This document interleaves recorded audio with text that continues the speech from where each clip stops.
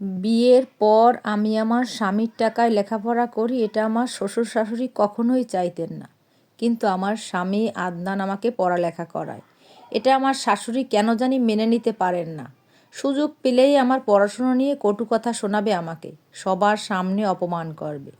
সে কেন এমন করে সেটাও আমার অগোছালো মস্তিষ্ক আজ করতে পারে না। আমি শুধু সব কিছু মুখ বুজে সহ্য করি, প্রতি উত্তরে কোনো জবাব দেই না, কারণ আমার কথার পিঠে কথা বলার নিষেধ আছে। আদনান আমাকে এসব বিষয়ে সবসময় চুপ থাকতে বলেছে। আর যাই হোক না কেন, আমি যেন তার বাবা মাকে কখনো এমন কিছু না বলি যেটাতে তারা কষ্ট পেতে পারে। তাই আমি তাদের এত অপমানজনক কথা শোনার পরেও চুপ করে দাঁড়িয়ে থাকি। আজও তার ব্যতিক্রম হলো না। বাড়ি ভর্তি মানুষ ছিল তখন।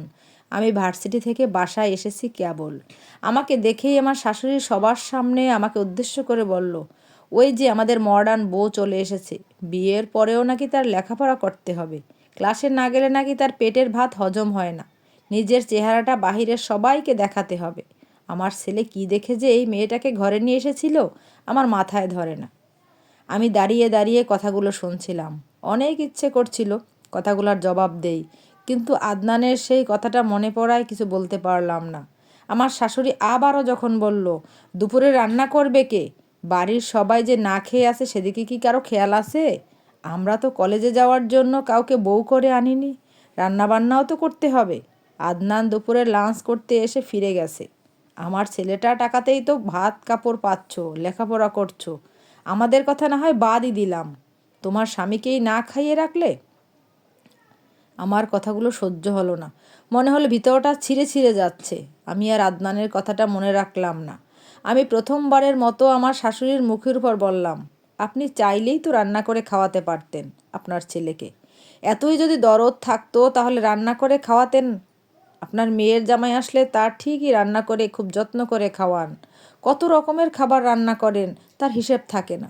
অথচ যে আপনাকে ভাত কাপড় দিচ্ছে, থাকতে দিচ্ছে, তার জন্য একটা দিনও কষ্ট করে রান্না করতে পারলেন না। আবার আমাকে যা তা বলছেন। কষ্ট আপনার মেয়েরও তো বিয়ে হয়েছে, সেও তো লেখাপড়া করছে। কই সে বিষয়ে তো আপনি কিছু বলছেন না। তাকে নিয়ে তো কোনো আলোচনা করেন না।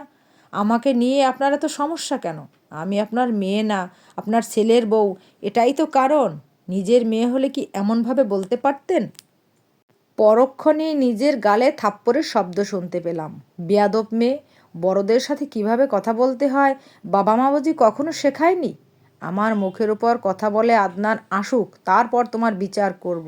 এখন যাও, রান্নাঘরে ঢুকে আমাদের সবাইকে উদ্ধার করো।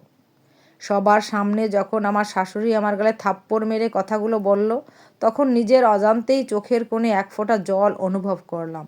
রান্নাঘরে বসে রান্না করছি আর ভাবছি, বিয়ের আগের দিনগুলো কত সুন্দর ছিল, কত মুগ্ধতা ছিল দিনগুলোতে। আদনান আমার জন্য কত কী করেছে। বিয়ের আগে সে আমাকে কথা দিয়েছিল বিয়ের পর আমার পড়ালেখা কোনো সমস্যা হবে না। তার কথায় পড়ালেখা শেষ হওয়ার আগেই বিয়ের পিঁড়িতে বসেছিলাম। সে তার কথা রাখলেও এখন কেন জানি আমার এই সংসার জীবনটাকে অসহ্য মনে হয়। সকালে রান্না শেষ করে ক্লাসে যাওয়া, ক্লাস শেষ করে এসে আবার রান্না করা। এখন মনে হয় মেয়েদের জন্মই হয়েছে বোধহয় রান্নাঘরের চুলা খোঁচানোর জন্য। তাদের লেখাপড়া শেষ করে বড় কোনো কিছু করার অধিকার নেই। আর সবচেয়ে বড় কথা, আমি আমার শ্বশুর শাশুড়ির মন জয় করতে পারিনি। অনেক চেষ্টা করেছি তাদের মন জয় করে নেওয়ার, কিন্তু পারিনি। হয়তোবা আগে থেকেই তারা আমাকে পছন্দ করতেন না, তাই তাদের প্রতি আমার ভালোবাসাটাকে তারা গ্রহণ করতে পারে না। এর অবশ্য কারণও আছে। আদনানের জন্য অন্য জায়গায় বিয়ে ঠিক করেছিল তারা, কিন্তু সে তার বাবা মায়ের ঠিক করা মেয়েকে বিয়ে না করে আমাকে বিয়ে করেছে। তাদের ধারণা আদনানকে আমি আমার রূপের জালে ফাঁসিয়ে বিয়ে করেছি।